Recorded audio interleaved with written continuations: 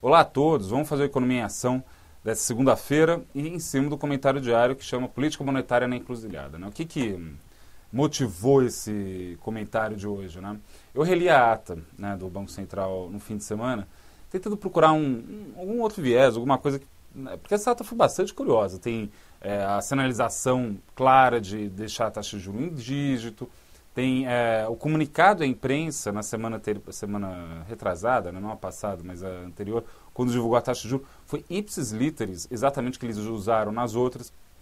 Então tem algumas inovações aí, que nem alguns economistas têm chamado, né, essa ação do Banco Central na comunicação, que são inovações mesmo. Mas lendo e relendo o documento, eu fiquei atento de novo no parágrafo 34, que ele diz o seguinte, abre aspas, o Copom também pondera que tem contribuído para a redução da taxa de juros doméstica, inclusive da taxa neutra, o aumento na oferta de poupança externa e a redução no seu custo de captação, as quais, na avaliação do comitê, em grande parte, são desenvolvimentos de caráter permanente.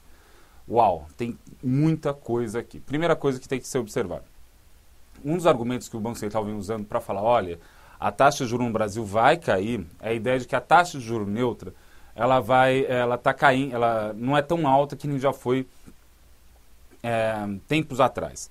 O que ele está apontando? Né? Levando em conta os desdobramentos da economia brasileira, a diminuição de percepção de risco, o cumprimento das metas que foram feitos, os resultados fiscais do governo, né? Tudo isso em conjunto, a taxa de juros que é considerada, que nem incentiva nem desincentiva a economia brasileira, que é um ponto hipotético, né? É uma taxa de juros não observável, né? Na verdade, você tem que estimar isso através do produto potencial e do desemprego também. Enfim, você vai ter que fazer uma suavização estatística, né, para chegar nesse número, né? E essa taxa neutra está caindo. Se a taxa de neutra está caindo, ora, né, você tem que cortar a taxa de juros cheia, que é a Selic. Em tese, a taxa de juros neutra está abaixo da taxa Selic hoje em dia. Então, quer dizer, a taxa Selic, mesmo em queda agora, que está em 10, mas mesmo acima de 9, vai estar acima da taxa considerada neutra. Então, em tese, a política monetária no Brasil é contracionista. Então, eles apontam isso da taxa de juros neutra. E eles apontam isso que é interessante aqui. Que está vindo uma entrada de recursos muito forte para a economia brasileira, muito forte, e que isso daí tende a ser permanente. Por quê? Porque antigamente tinha uma taxa de juros, antigamente, bota aí 2000, vai, vamos colocar, pensa desse jeito. Uma taxa de juros bastante elevada, só que o risco brasileiro era muito alto. Só que recentemente a gente conseguiu o grau de investimento, a percepção de risco com o Brasil, de várias agências de classificação, né, melhorou bastante. O Brasil tem apresentado, ainda mais no governo Dilma, resultados fiscais relativamente sólidos. Né? Isso tudo tem contribuído para entrar mais dinheiro no Brasil. E o que acontece é o seguinte, para você que não tem, às vezes, não sabe direito como funciona uma dívida, juros, né, num país. Imagina que o título de juros, o que acontece? Né? O papel no vencimento vale 100, só para ajudar o raciocínio. Então, por exemplo, quando o governo pede dinheiro emprestado, ele fala, olha, daqui a um ano eu te pago 100, quanto você me adianta agora? Então vamos supor que o mercado viria e falar, não, se você vai me pagar 100 daqui a um ano, sei lá, eu te pago 90 agora. Então, a taxa de juros é 90 para 100, né? Então é 11% mais ou menos a taxa de juros implícita. Se tem uma demanda grande por título do governo, esse papel que valia 90 começa a valer 91, 92, 95, porque está aumentando a demanda. Então, quanto mais sobe a demanda, maior sobe o preço do papel e menor fica a taxa de juro, que é essa parte de cima, né? Se você imaginar isso como um gráfico, como uma barra é a parte de cima. Então, o que eles estão falando? Olha, está entrando dinheiro no Brasil e esse dinheiro que está entrando, né, ele tende a jogar para baixo a taxa de juro de todos os vencimentos. Imagina que você é um gestor, sei lá, de renda fixa, né, em Frankfurt ou em Londres ou em Nova York. Você não sabe onde colocar o dinheiro, né? Porque nada está dentro. A taxa de juros nos Estados Unidos está zero. Na Europa também, a da Alemanha, né, propriamente dita, está pagando também praticamente zero. Se considerar a inflação, então, está negativa. Então, tudo isso daí para apontar que a gente tem aí uma situação de busca de juros, né, com risco menor. E o Brasil encaixa como uma luva. Então, a primeira coisa que eu quero apresentar aqui, deixa eu dar um zoom aqui nisso daqui para ajudar a olhar. Bem, isso daqui é a taxa de juro de curto prazo. O que é uma taxa de juros de curto prazo? De um ano, 360 dias, e o CDS. Bem, o CDS é essa gráfico, a barra azul, né, que é um pouquinho maior, o eixo é esse daqui. E a barra vermelha é a taxa de juros de um ano, de curto prazo, e esse daqui é o eixo da taxa de juros de um ano. Bem, os países aqui são México, Brasil, Coreia do Sul, Rússia, Turquia e Argentina. Repara o seguinte, vou pegar aqui o Brasil. Esse daqui é o Brasil. O Brasil tem um risco muito parecido, por exemplo, com a Coreia do Sul. Na verdade, o risco brasileiro é menor do que o da Coreia do Sul, pegando por CDS.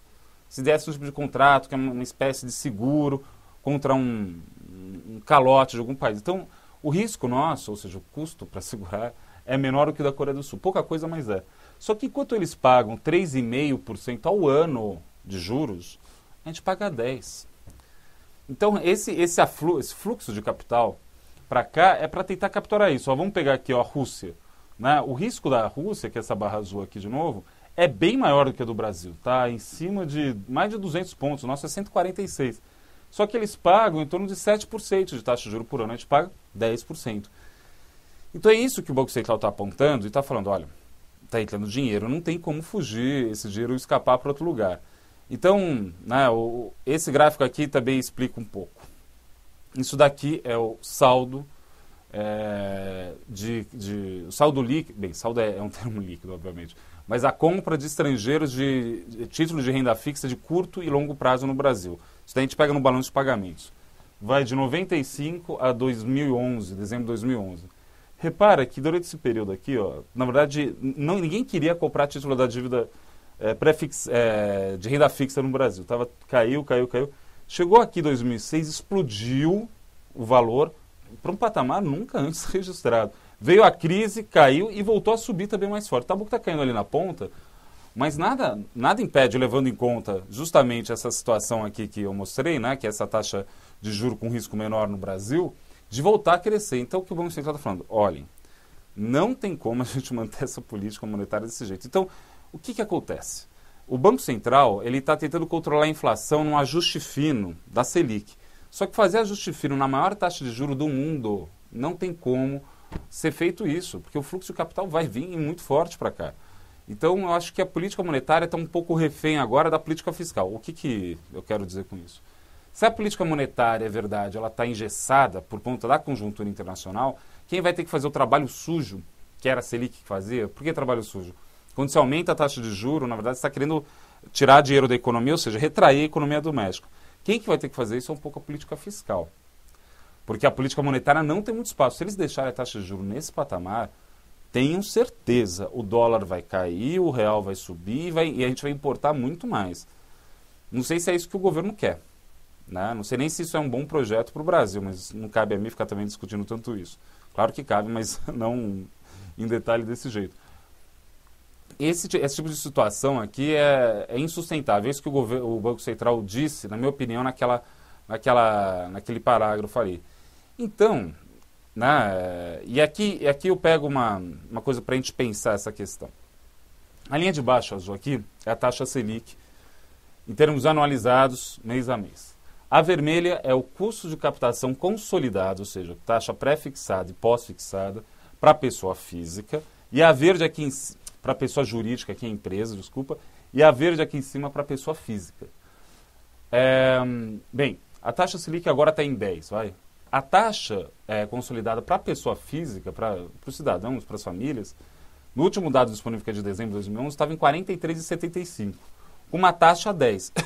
A pergunta é, quanto o Banco Central teria que levar da linha azul, ou seja, da taxa Selic, para a taxa de pessoa física subir tanto, que criasse um efeito contracionista na economia. Olha só, aqui em 2005 a taxa de juros para a pessoa física estava 60%, a economia estava crescendo. Teria que subir o quê? Para 70%, 80%? Como faz isso? E outra coisa, se o Banco Central sobe a taxa de juros agora, para controlar isso aqui, duas coisas vão acontecer. Primeiro que ele vai criar um processo recessivo na economia brasileira, e Copa do Mundo a gente pode repensar essa história no final das contas. Isso é um problema. E outro problema, que se continuar subindo a taxa de juros desse jeito, vai começar, ou entra muito mais dinheiro aqui para pegar essa taxa de juros maravilhosa, no final das contas, ou você vai ter um processo de reversão da expectativa do Brasil. Pagando tantos juros assim, você vai ter uma percepção de risco maior, aí não entra dinheiro. Aí você pode subir a taxa de juros que ninguém vai colocar mais dinheiro aqui, porque vai aumentar o risco. Então esse é o jogo que está posto na mesa. Leiam um comentário, né, eu faço, né, trago aí uma questão de ordem histórica, né, que eu acho que a taxa de juros está sendo baixada forçosamente no Brasil, né, e isso daí é muito típico, né, da política brasileira, né, então tem a ver um pouco com caderneta de poupança também, isso, né, que acaba interferindo tudo isso. Então, vamos ficar atentos. A política monetária passa por um momento difícil que vai precisar de ser apoiada, ou de ser complementada pela política fiscal de uma forma muito mais clara. Infelizmente, o nosso ministro da Fazenda não tem dado sinalizações muito nesse sentido. Vamos ver qual é o plano efetivo da Fazenda e do Banco Central para essa política. Bastante complicado. Vamos ter que pensar com mais cuidado ainda quando se trata da política monetária no Brasil, que eu acho que está em transição e para baixo. Bem, esse é o Economia em Ação de hoje. E se você quiser saber mais algum detalhe desse texto, discutir alguma coisa, entre em contato comigo que a gente vai falando. Bem, é isso. Uma boa tarde e ótimos negócios a todos. Até!